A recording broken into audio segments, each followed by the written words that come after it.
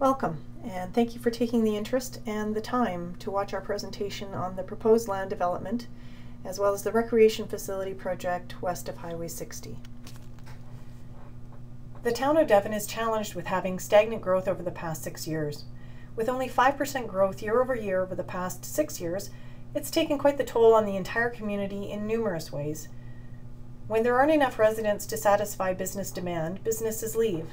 If there aren't enough services or job opportunities in a community, then residents leave.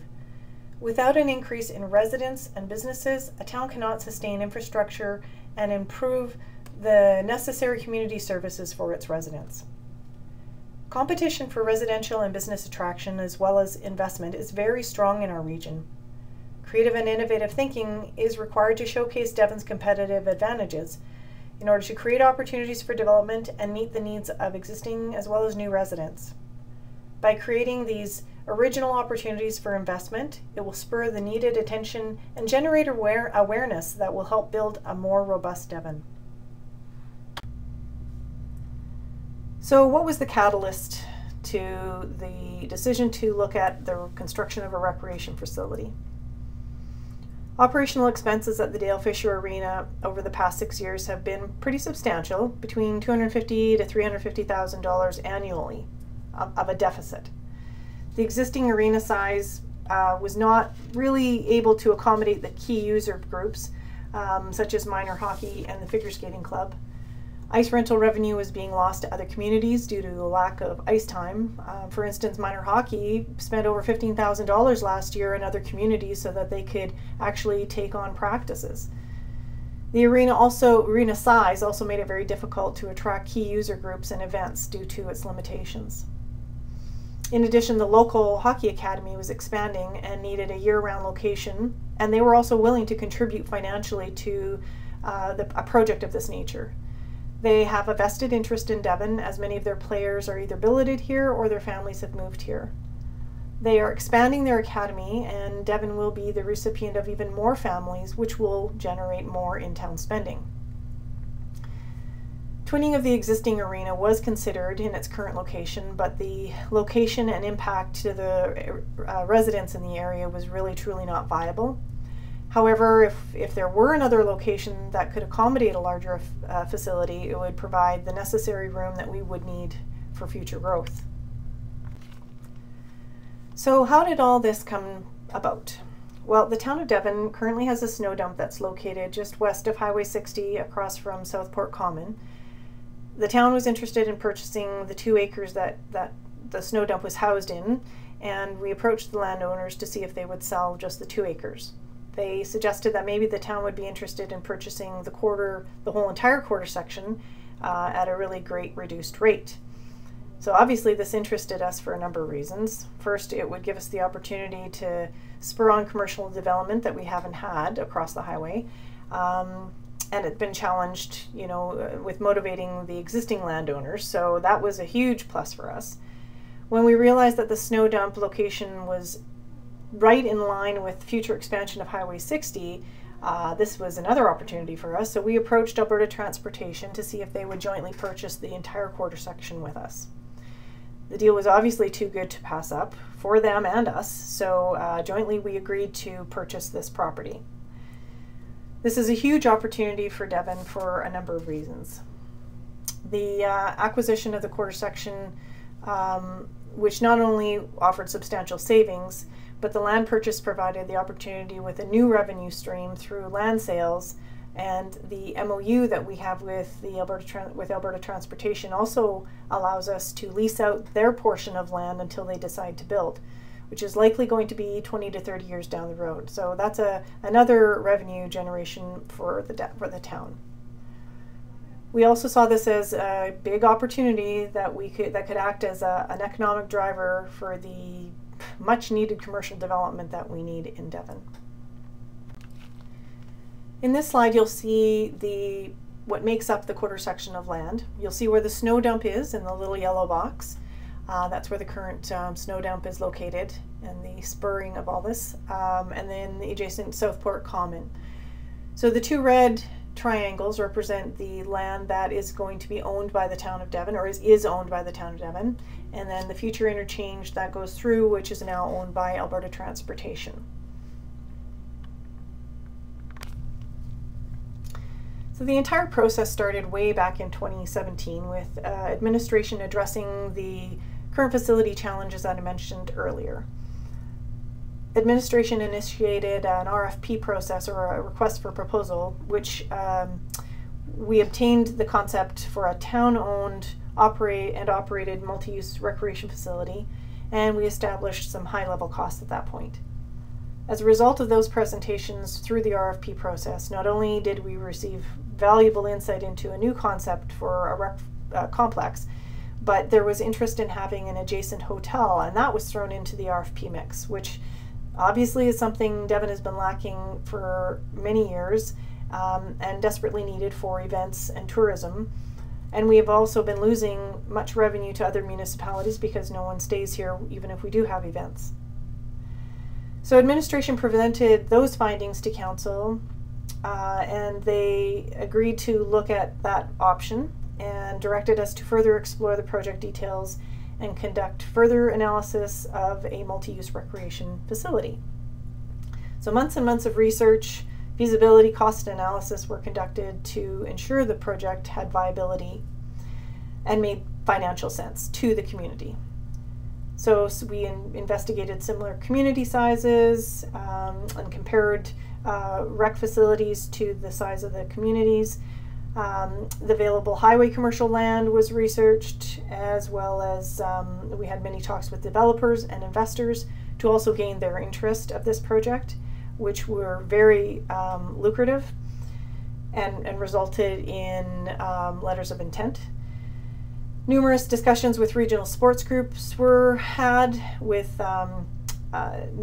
it discovered that a vast amount of ice time and a lack of ice surfaces out there. All of that was also presented to council in early 2018. Council was completely satisfied that we had done our due diligence and those numbers made sense. The positive impact to our community and the growth opportunities also made sense to council, and they unanimously support these findings. The cost to complete this project, however, would be higher than what we currently have for borrowing capacity, so council directed us to submit a request to Municipal Affairs for an extension of the borrowing capacity. This would help fund the development of the land, which is needed to sell it, services brought over, and then, of course, the construction of the proposed recreation facility. So this drawing represents a preliminary schematic of the proposed development. The layout will require tweaking to ensure the best use of the land and the layout to optimize its value and the potential. We'll be engaging a developer through an RFP process that has expertise who will assist us in the planning and the coordination as well as facilitation of this new development. It's important that we have continuity with the rest of the town and maintain that same eco-friendly, active Devon that we all know and love. We also need to ensure that we are in control of this development from a look and feel, so there will be architectural guidelines. As well, we want to control the timing of the development and each portion thereof. So we want to make sure that there are caps on how long it will take to complete each stage once we sell off the land. The town does not actually intend on becoming land developers, but this makes sense, and we need to make sure that the land sold has viable development on it within a certain time frame so that it just doesn't sit around for years wasting space and lessening our growth opportunities.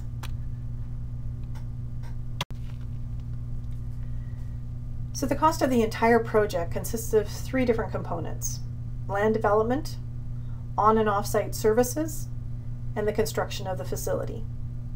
As mentioned earlier, the land development and construction of the facility is greater than our borrowing capacity, so we have been tasked by council to ask the minister for permission to extend our borrowing capacity.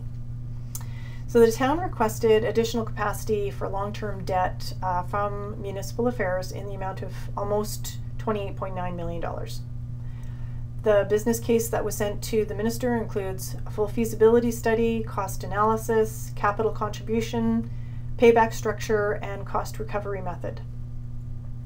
The cost of the land is not included in the borrowing, as that was paid out by our reserves. However, it is in the overall financial model. This project is a huge opportunity for Devon. We are able to capitalize on the purchased land and resell it at a profit. The cost to bring services over the highway and into the development, complete the groundwork, for it all to be considered service land will cost approximately $10.5 million. The anticipated sale of the land is conservatively estimated at $13.5 million, which would then provide us with a net revenue of $3.5 million. Again, these figures are very, very conservative and are based on the low end of market value to ensure we don't overestimate the sales. In a best case scenario, the land sales could be actually closer to $16.2 million. We have very strong interest from regional developers on this project and have received letters of intent from various parties that would essentially sell off the entire development before we even start. That's what these letters have represented. However, the high interest is primarily due to the exposure they would get from being located next to a facility of this nature. Yes, the letters of intent are not set in stone. However, once direction from council and approval has been given, then we start the process of putting pen to paper with deals and then getting money in the bank. So the debt recovery will come from the land sales, commercial levies, and non-residential taxes. We have also applied for additional grant funding and are eligible to receive MSI funding, ICIP funding, and we have approached Leduc and Parkland County for contributions through the Intermunicipal Collaboration Framework. And all of that totals approximately $14.3 million, which would all go towards the down payment of our debt. So based on the calculations and our cost projections, repayment of the borrowing is anticipated to have a term of approximately 8 years, but we're anticipating it to be less. The proposed business case was also designed to ensure that taxpayers, residential taxpayers, would not see an increase in their taxes as a result of this project. So it's one thing to build a facility, but it's another to operate it and have the funds to maintain that. So how do we get these funds? Well, operational revenue for the facility will come from sponsorship fees, rental space fees, and of course facility user fees. We have allocated 8,000 square feet of retail rental space within the facility, which will provide us with some of the cash flow we need to offset those costs. There are many organizations who have expressed interest in providing large sums of money annually to sponsor the facility, from building name rights to ice surface rights, the running track, fitness center, and rink boards. There's many opportunities to gain revenue from sponsorship, and there's people willing to contribute if they are exposed to the people that we have coming to the rec facility. In addition, the Hockey Academy has also agreed to provide substantial financial contribution to the facility so that they can have a long-term home for their academy. As I mentioned earlier, the value of this organization to our community, this works only because we have an organization that's willing to take what we call dark ice time or non-peak hours. This is normally a really huge challenge for other arenas, and that's why they normally can't make ends meet. I do want to assure you though that the facility is not all about hockey. We also want to make sure that our figure skating club is taken care of, and they will also greatly benefit from having the additional ice time. We can also better accommodate schools and their needs. It also has the potential of attracting other sports groups such as speed skating clubs. They are also constantly seeking ice surfaces, and we will actively be pursuing those types of clubs. There are significant economic drivers of this project, and frankly, probably the primary driver of this initiative. Attraction of essential investment and development, regional exposure, and complementary tourism growth will all occur through the attraction of a much needed branded hotel as well as commercial retail as part of this development. This will greatly increase event opportunities and in-town spending through visitors, and many of our businesses will benefit. As additional businesses come to town, more job opportunities will be available to our residents. With more residents calling Devon home, it'll attract more businesses that will increase the commercial tax base and provide revenue for community enhancement and greater public services. This domino effect will continue to create interest from other investment and new development into Devon. Another proven benefit that has come from increased commercial activity in a community and a unique draw such as this is that land and housing property values will increase. A prime example of this is the Spruce Grove Tri-Leisure Centre. Residential property values that were close to the Tri-Leisure Centre in Spruce Grove have increased by 50% since the opening of the facility in 2003, and then adjacent commercial lands increased by 20% within the first 3 years of the facility opening. The intent of the proposed recreation facility concept was for it to be designed as a community gathering place to encourage a healthy and active lifestyle that Devon is all about. The design and aspect within the facility would promote inclusivity of all residents, visitors, as well as various user groups year-round. The proposed multi-use components would include twin arenas, fitness area, second-level running track, rock climbing wall perhaps, indoor driving range. There's meeting rooms, as well as 8,000 square feet of retail opportunities and food services. The design would be environmentally responsible, so there would be specific building efficiencies, waste management practices. We'd look at indoor air quality, and we would be using green building materials. In addition, by repurposing the existing Dale Fisher Arena to a field house, it would promote additional sports user groups and bring those to our community as well. So you would have things like lacrosse, ball hockey, and even soccer. And again, it would provide a year-round facility for all of these user groups with minimal retrofitting. As new user groups would come on and when funding or sponsorship became available, then we could make additional enhancements to the place. This also provides us with a new revenue stream which would be realized, and we could help offset expenses.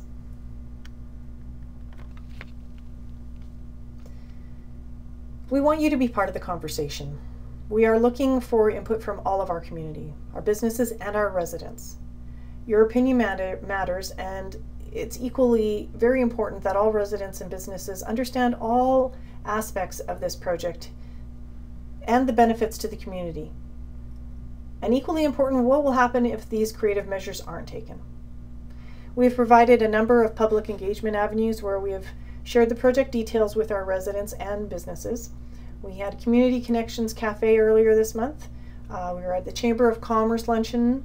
We had a community open house where we had some information, and the Council Report Card Forum was also an avenue for people to hear information and provide their feedback. An information piece will be included in the September utility bills. And then finally, we'll be hosting an open house on September 19th that will provide a vast amount of detail of the project, from the land development plans, the financial model, and of course the recreation facility plans. We encourage you and all members of your family, friends, relatives, anyone who lives in Devon to join us and let us know your thoughts. We really need to hear your feedback. In October, we'll be conducting a feedback segment with the town-wide survey, and that will be administered by a third party. So each business and resident will receive in their utility bills a unique code per dwelling per participant. I can't stress enough how important it is for the town to hear from all of our residents and businesses on all aspects. So the next steps are, once we have gathered all the information that we've received from our businesses and residents, and upon conclusion of the survey, we will present all of our findings to Municipal Affairs. Municipal Affairs sees great value in our proposal. They have indicated this numerous times, and they fully understand the benefits to our community and what our financial ask is. However, the final decision will depend on us receiving strong community support.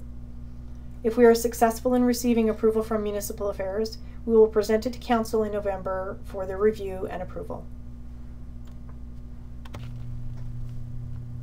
This is an investment in our community.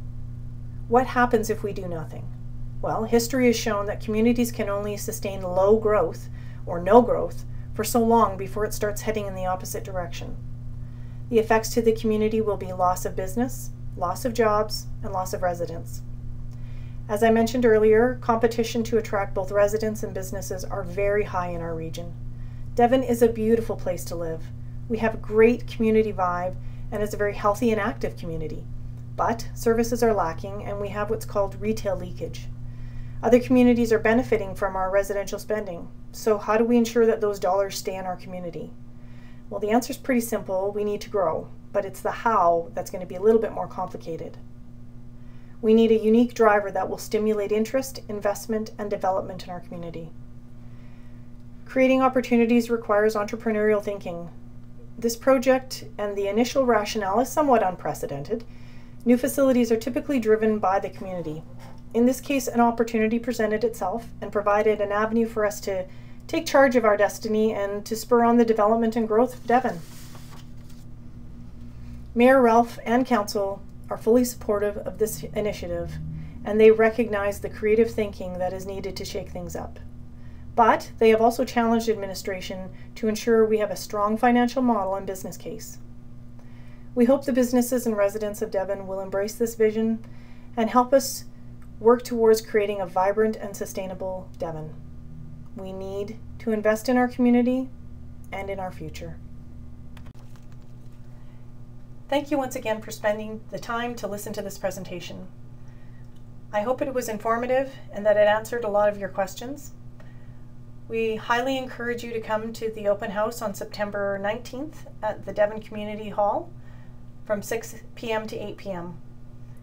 If you have any questions, we would love to hear from you. Thank you again.